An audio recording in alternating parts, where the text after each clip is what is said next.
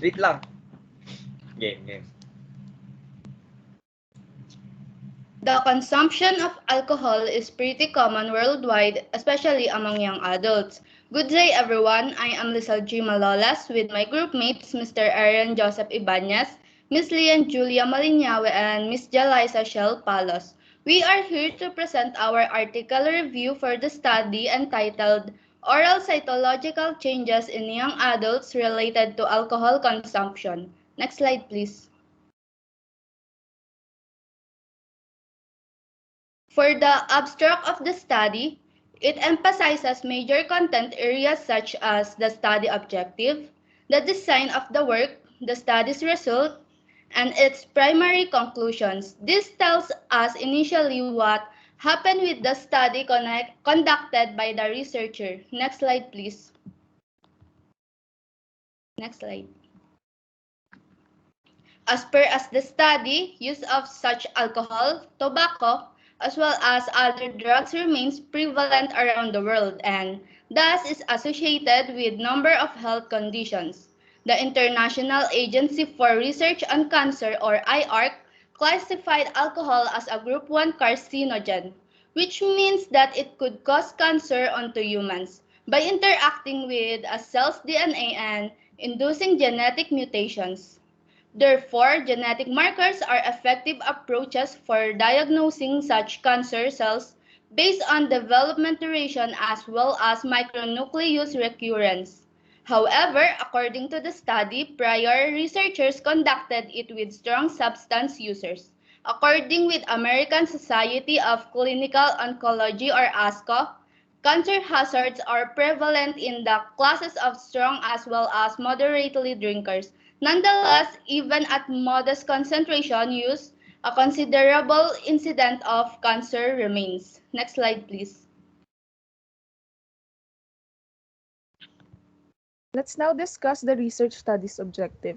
This study aimed to evaluate oral cytological changes in young adults with recent history of alcohol consumption as well as its relation to alcohol consumption.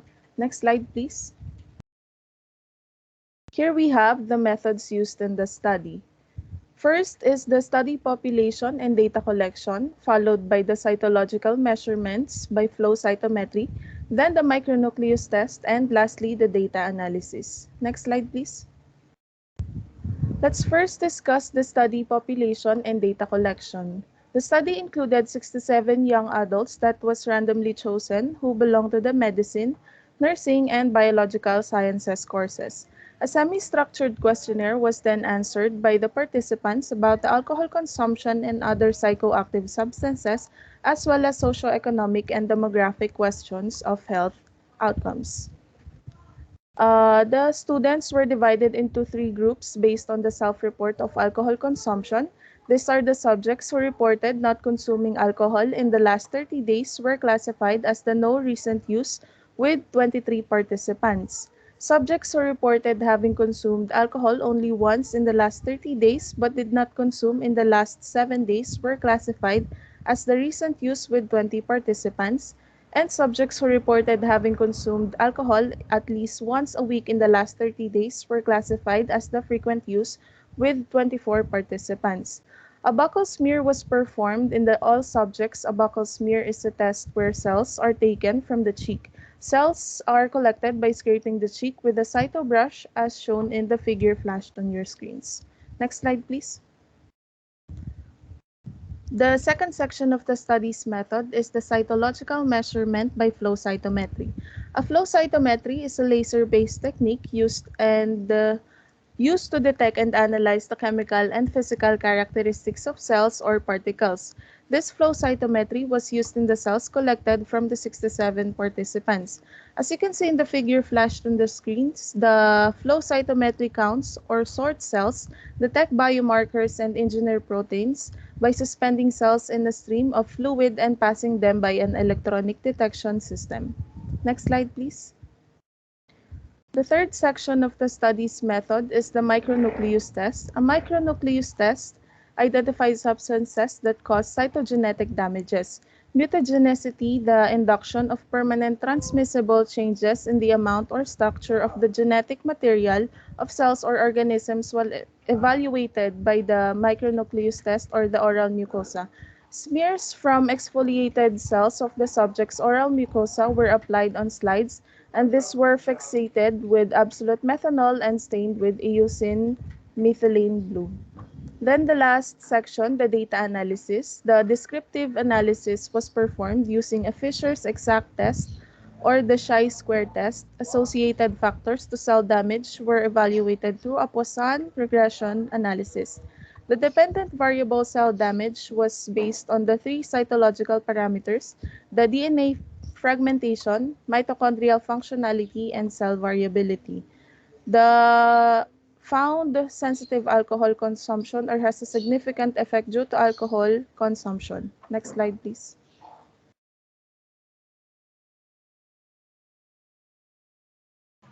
So for the data and result, for Table 1, socioeconomic and demographic characteristics of students according to alcohol consumption. So, most students were female, 60%, while the 36% for the male. Self-reported white skin color for 70% and single are 95% of the participants. The mean age was 22 or 18 to 48 years old, and most of the students were economic class C and the average family income per month. The variables that showed a significant difference between the three groups were sex, marital status, economic class. So recent cigarette use and chronic non-communicable disease. So for example, the chronic non-communicable disease are the heart disease, cancer, stroke, diabetes, and the chronic lung disease. So male sex had a prior prevalence among recent or frequent use of alcohol, while female sex was predominantly composed by no recent users. All frequent alcohol consumers were single. Students from economic classes C had higher prevalence of frequent use. Moreover, participants with the higher frequency of alcohol use have more cigarette use or users. So next. So for the figure 1, oral cytological parameters of students according to alcohol consumption.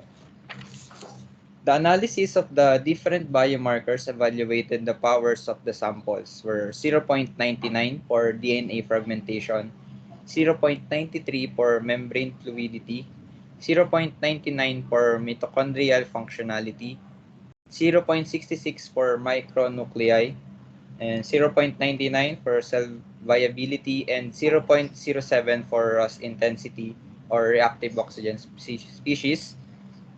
And among the 6 cytological parameters evaluated in the present study, 3 showed a significant difference between alcohol users and non-users. These are DNA fragmentation that separates or breaking down of DNA strands into pieces. And second is the index mitochondrial functionality or the energy production. So they carry out other important tasks as well, producing energy, cell death, storing calcium ore, and heat production. For the last, the cell viability is a measure of the proportion of live, healthy cells within a population. So students who reported recent and frequent use of alcohol had a significant higher DNA fragmentation index and lower mitochondrial functionality and cell viability. However, there was no distinction between these parameters between recent users and frequent users. So next. For the Table 2 in Poisson regression, only economic class and recent use of illicit drugs were significant. The lower economic classes, which is D and E, had a prevalence ratio of 4.6 for risk of cell damage, while the recent non-use of illicit drugs has a prevalence ratio of 0.07, representing an association to cell damage. The study showed that the recent use of illicit drugs was associated with the development of cell damage among young adults who consume alcohol with certain frequency. Some malignancies are casually linked to both alcohol drinking and cigarette smoking. However, although we observed in our study that groups with a higher frequency of alcohol use had a higher number of cigarette users, cigarette use did not correlate with the cell damage as verified by the Poisson regression. Some factors may be related to this contradictory response to international literature, including inconsistent responses, the participants' memory bias, differences in the type of cigarette consumed, and secondhand smoke. Although the study was carried out with limited number of subjects, statistically relevant results were found in the analysis of cytological parameters between the groups, as well as some factors associated with the cytological outcome. The researchers suggest that the further studies be carried out to validate these findings at the population level. Next slide, please.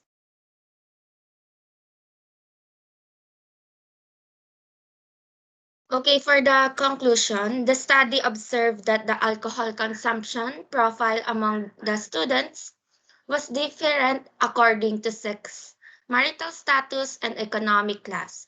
The methods used were sensitive to show the association between the use of alcohol and other drugs and damage to cells of the oral cavity. Three cytological parameters, DNA fragmentation index and mitochondrial functionality and cell viability, showed a significant difference between alcohol users and non-users. However, there was no distinction between these parameters and different frequency consumption. Lower economic classes and the recent non-use of illicit drugs were a protective factor to cell damage. It is possible to confirm that there were temporary or permanent cell damage in the studied population.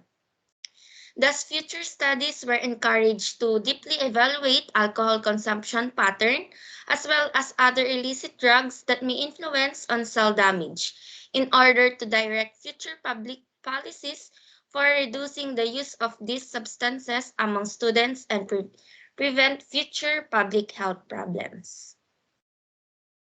That's all.